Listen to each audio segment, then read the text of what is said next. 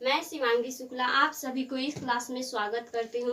मैं पिछले वीडियो में बताई थी कि रेशा कितने प्रकार के होते हैं और रेशा किसे कहा जाता है। आज मैं चर्चा करती हूँ प्राकृतिक रेशे की निर्माण प्रक्रिया एवं प्रयोग। तो आइए देखते हैं प्राकृतिक रेशा। प्राकृतिक रेशा प्राकृतिक पदार्थ किसी भी प्राकृतिक स्रोतों से ही प्राप्त किए जाते हैं, जिसे प्राकृतिक रेशा कहा जाता है। प्राकृतिक रेशा भी निम्नलिखित प्रकार के होते हैं। आइए देखते हैं कौन कौन से हैं।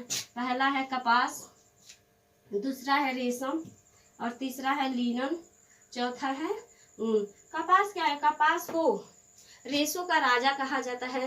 कपास से निर्मित वस्त्र किस विश्व भर में प्रसिद्ध है और इससे निर्मित वस्त्र अनेक प्रकार के सुसज्जित एवं कम कीमत में उपलब्ध हो जाते हैं और टिकाऊ एवं मजबूत भी होते हैं।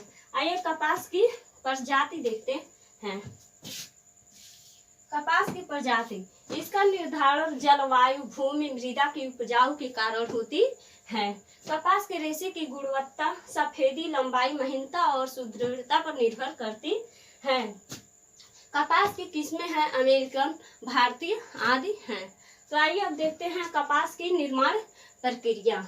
कपास की खेती के लिए उष्णकटिबंधीय जलवायु और रेगुड़ मिट्टी या काली मिट्टी ही अनुकूल होती है। कपास की उत्तम खेती के लिए जहाँ की मिट्टी अधिक क्षार होती है, उतना ही मुलायम और टिकाऊ मजबूत रेशे प्राप्त होते हैं। अब आइए देखते हैं कपास की बुआई। कपास की बुआई मार्च और मई के मध्य में की जाती है। इसके बीज के अंकुर 32 से 35 दिन में फूटते हैं और 5 से 6 महीने में इसके पौधे तैयार हो जाते हैं। अब देखते हैं कपास के कोए को एकत्र करना। कपास के पौधे की पंखुड़ियां गिरते ही कपास के कोए को तोड़कर एकत्र कर लिया जाता है और कपास से बिनौले अलग करने के लिए कपास से बिनौले अलग करना। कपास से कोए एकत्र करने के उपरांत कपास के बिनौले को अलग किया जाता है और बिनौले अलग करने के बाद रेशों की कोनियां बनाई जाती हैं और एक गांठ लगा दी जाती है। अब आते हैं रुई की धुनाई। बिनौले अलग करने के बाद रुई की धुनाई की जाती है, जिससे उसे अनावश्यक पदार्थ हटाया जाता है। रुई की धुनाई के लिए मिल में मशीनों का प्रयोग किया जाता है और बड़े पैमानों पर ही मशीनों का प्रयोग ज्यादातर किया जाता है। चरखियों का प्रयोग भी इसमें किया जाता है। अब आइए देखते हैं धागे की कटाई। धुनाई के बाद धागे की कटाई की जाती है। धागे की कटाई के लिए चरखे का प्रयोग किया जाता है और बड़े पैमाने पर मशीनों का प्रयोग किया जाता है। कटाई के बाद धागे को एक गांठ में कस दिया जाता है। अब आइए देखते हैं बुनाई और परिसज्जा। धागा कटाई के बाद रेशम पर अनावश्यक पदार्थ जमे रहते हैं, उसे हटाने के लिए बुनाई और परिसज्जा की जाती है।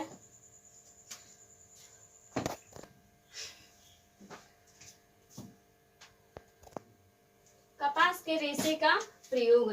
कपास के रेशे से सूती वस्त्र का निर्माण किया जाता है और जिसे सूती वस्त्र शरीर को ठंडक प्रदान करता है, इसलिए सूती वस्त्रों का प्रयोग मुख्यतः ग्रीष्म ऋतु में ही होता है।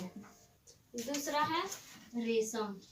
आइए देखते हैं। रेशम अपनी अलौकिक सुंदरता, चमक एवं मजबूती के लिए पूरे विश्व में प्रसिद्ध है, इसलिए पूरे वस्त्रों की रानी रेशम को वस्त्रों की रानी कहा जाता है। अब देखते हैं रेशम की प्राप्ति के स्रोत। रेशम के कीड़ों से प्राप्त किया जाता है। रेशम के कीड़ों को शहतूत की पत्तियों पर पाला जाता है। जब अंडा से कीड़ा बनने की स्थिति में 4 अवस्थाओं से होकर गुजरता है। पहला है, देखिए, अंडा से लार्वा और लार्वा से प्यूपा, प्यूपा से कीड़ा। तो जब अंडा से लार्वा बनने की स्थिति में आती है तो मुख में लगी 2 लार ग्रंथियों से लार जैसा पदार्थ स्रावित होता है और लार जैसा पदार्थ स्रावित होता है अपने आप को पूर्ण रूप से लपेट लेता है और कुकुन का रूप धारण कर लेता है। इसी अवस्था में उसे मारकर विभिन्न प्रक्रियाओं द्वारा रेशा प्राप्त किया जाता है। अब आइए देखते हैं रेशम की निर्माण प्रक्रिया। रेशों को ब्रश करना और कुकुन की छटाई करना, फिलामेंट की रीलिंग और धागा तैयार करना। तो रेशों को ब्रश करना, रेशों पे अनावश्यक पदार्थों को हटाने के लिए रेशों को ब्रश किया जाता है। कुकुन की छटाई, इनके रंग एवं माप के आधार पर कुकुन की छटाई की जाती है और फिलामेंट की रीलिंग की जाती हैं। धागा तैयार चरखे से या मिलों में मशीनों के द्वारा किया जाता है। अब देखते हैं रेशम का वर्गीकरण।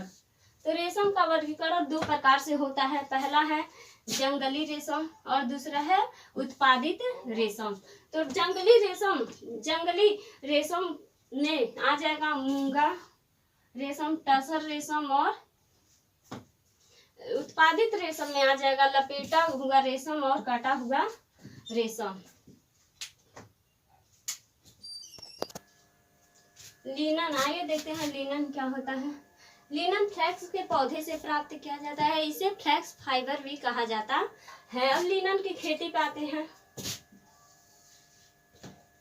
लिनन का वानस्पति नाम यूसीटेटिसियम है। इसका प्रयोग दो उद्देश्यों से किया जाता है। पहला है बीज के रेशा उत्पादन के लिए और बीज उत्पादन के लिए। बीज से अलसी का तेल उत्पन्न होता है, प्राप्त होता है। और लिनन फ्लैक्स के पौधे से प्राप्त किया जाता है। इसे वानस्पतिक या सेलुलोज युक्त रेशा भी कहा जाता है और इसे फ्लैक्स फाइबर भी कहा जाता है। अब आते हैं लिनन की खेती।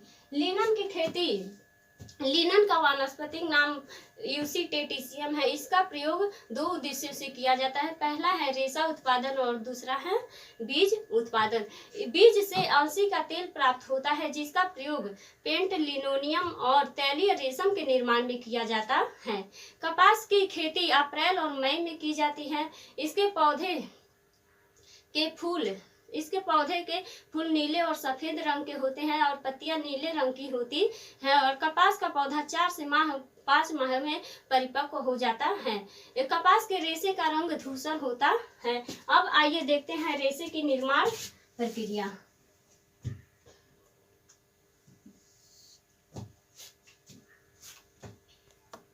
लिनन का रेशे का निर्माण। लिनन की कटाई के बाद उसके तने को पानी में 2-3 हफ्तों तक गलाया जाता है। जब वह पूरी तरह से गल जाता है तो उसे रेशा पृथक यानी अलग अलग हो जाता है और जिसे सूक्ष्म, मजबूत और टिकाऊपन रेशा प्राप्त